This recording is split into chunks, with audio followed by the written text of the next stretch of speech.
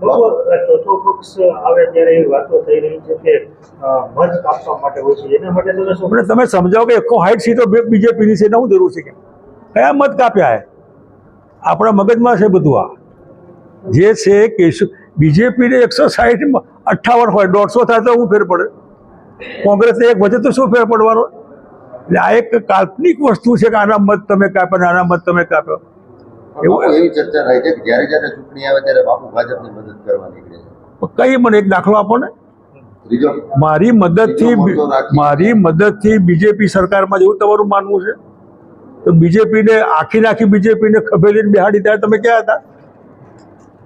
કેશુબાપાને અમે ભેગા થઈને જે સરકાર લાવ્યા, જે સરકાર આવ્યા પછી લાગ્યું કે આ નકામી પાર્ટી છે અને એમાંથી છોડ્યું, કોંગ્રેસમાં ગયા. એ બી મેચ ફિક્સિંગમાં 50 વર્ષ ખરાબ થયા. તમે વાડ ચીભડા કરે, રક્ષક ભક્ષક બને. પાર્ટીમાં છો શું કામ? તમે પાર્ટીમાં નીકળી જાઓ ને. તમે લૂંટવા આવ્યા છો લોકોને.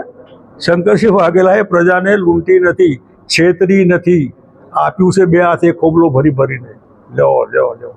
એટલે ભાજપવાળું કે મગજમાંથી કાઢી નાખો કે ભાજપને આમ છે. એ પાર્ટી એ કોંગ્રેસના સામૂહિક ગયા ત્યારે હું ક્યાં કોંગ્રેસમાં હતો? 10-12 ધારાસભ્યો ગયા વચમાં. હજી કોણ ગમે ત્યારે જાય, હાલે ક્યાં પાકું છે બધું. પણ અહીં આપણે છીએ ગમે તેમ નો વે આઉટ.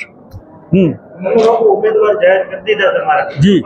આ સીટ ઉપરથી ઉમેદવાર વયા જાય છે ભાજપમાં, તો તમારે શું ગેરંટી રહેશે?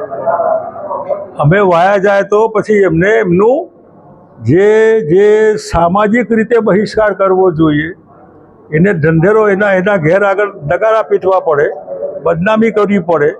અને જરૂર પડે તો જે કંઈ રસ્તા અપનાવવા જોઈએ, લોકશાહી પદ્ધતિ રસ્તા અપનાવીને એમનો રસ્તો બરાબર નથી એવું એમને ભાન કરાવવાનું. એમને ખબર પડે કે આ ધંધો મારાથી ન થાય. ખાસ વિસાવદરની જનતાનો મિજાજ એવો છે કે પક્ષ પલટોને સ્વીકારતી નથી. અગાઉ વત્સલભાઈ હતા તો પણ કલ્પના છે. આ ચીમન પટેલની કઈ પાર્ટી હતી? મા ગુજરાત જનતા પાર્ટી કઈ હતી? સ્વતંત્ર પાર્ટી કઈ હતી? જનતા પાર્ટી કઈ હતી 77માં? ક્યાં છે અત્યારે? પાર્ટીઓ આવવાની જવાની, ડઝનબંધ પાર્ટીઓ ગુજરાતમાં આવીને ગઈ. ભાઈ કાકાની પાર્ટી અહીં હતી, હિન્દુ ચાચાની પાર્ટી, એવી ચિમનભાઈની ટીમલો વલ્લભભાઈ. એટલે આવું બધું ના હોય. હું વિસાવદરની ટૂંક સમયમાં જાહેર થનાર વિધાનસભાની પેટા ચૂંટણીના અનુસંધાનમાં અહીં ગામમાં આવ્યો છું. આ બાય ઇલેક્શન એ વિસાવદરના મતદારોના લીધે નથી આવ્યું. મતદારોનો વાંક એટલો કે કદાચ એમને ગઈકાલે કોઈ એકાદ પાર્ટીના ઉમેદવારને મત આપીને વિધાનસભાનો સભ્ય બનાવ્યો. ભારતીય જનતા પાર્ટી દુનિયાની મોટામાં મોટી પાર્ટી, 160 જેટલા ધારાસભ્યો, એકાદ સીટ એમને મળે કે ન મળે બહુ ફેર પડવાનો નથી. અને જે ભારતીય જનતા પાર્ટી આટલો બધો ભરાવો હોવા છતાં પણ જો એ આવી રીતે બીજી પાર્ટીના સભ્યો કે મેમ્બરો તોડવા માટે લાલચ આપીને કે કમિટમેન્ટ આપીને જો કરતા હોય તો બીજેપીને આ શોભા નથી દેતું. બજારમાં વેચાઉ માલ હોય પણ આવી રીતે ખરીદ વેચાણ સંઘ કરવો એ બરાબર એમના માટે નથી. રહી કોંગ્રેસ પાર્ટી, એમાં પણ જે લોકોએ વિશ્વાસ મૂક્યો એ પણ સાગમટે આ પક્ષમાંથી પેલા પક્ષમાં, આપવાળામાં વિશ્વાસ મૂક્યો એ પણ આનાથી પહેલાં. તમે મને સમજાવો, જે ભારતીય જનતા પાર્ટી દોષિત છે, જે કોંગ્રેસ આમથી આમ થવા માટે દોષિત છે, આપવાળા પણ દોષિત અને પ્રદૂષિત છે, તો પછી પ્રજાએ જવાનું ક્યાં? એના જવાબ માટે શંકરસિંહ વાઘેલા પ્રજાશક્તિ ડેમોક્રેટિક પાર્ટી લઈને વિસાવદર અને કડીમાં ઉતર્યા છે.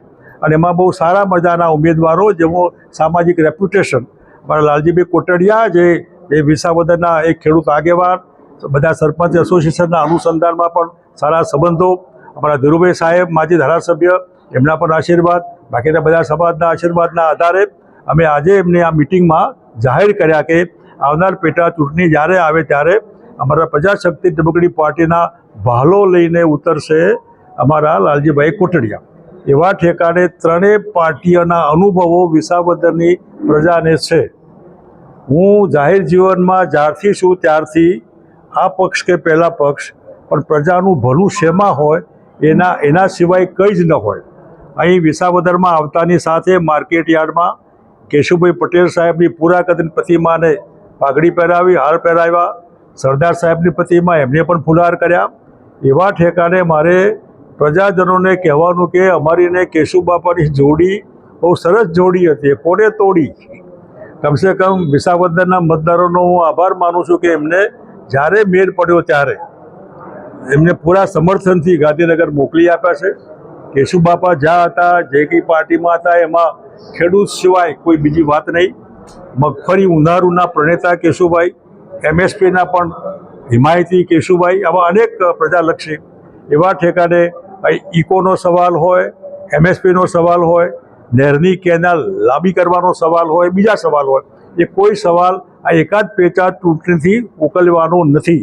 પરંતુ ગુજરાતના મુખ્યમંત્રીની ભાજપની આ ભ્રષ્ટ સરકારની ખુરશીને જો આ ભાલો ફેંકતા માણસની અણી અમારા લાલજીભાઈ કોટડિયાના માધ્યમથી ધારાસભ્ય બનીને ત્યાં ગાંધીનગર અડાડશે તો સરકારમાં જીવ આવશે અને સરકાર પ્રજા દુઃખી છે એનો વિચાર કરીને સારું કરવાની કોશિશ કરશે. ગુજરાતની કરોડોની પબ્લિક એ આ બે મત વિસ્તારના મતદારો ઉપર આશા રાખીને બેઠી છે કે અમારી બે દીકરીની મશ્કરી થાય, બેકાર છોકરાઓ, મોંઘવારી વગેરે અનેક પ્રશ્નો.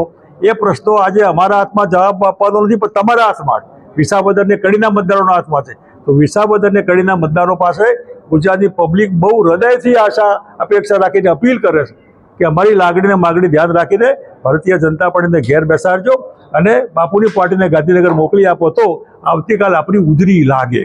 આના સિવાય તમારે કંઈ પૂછવું કરવું હોય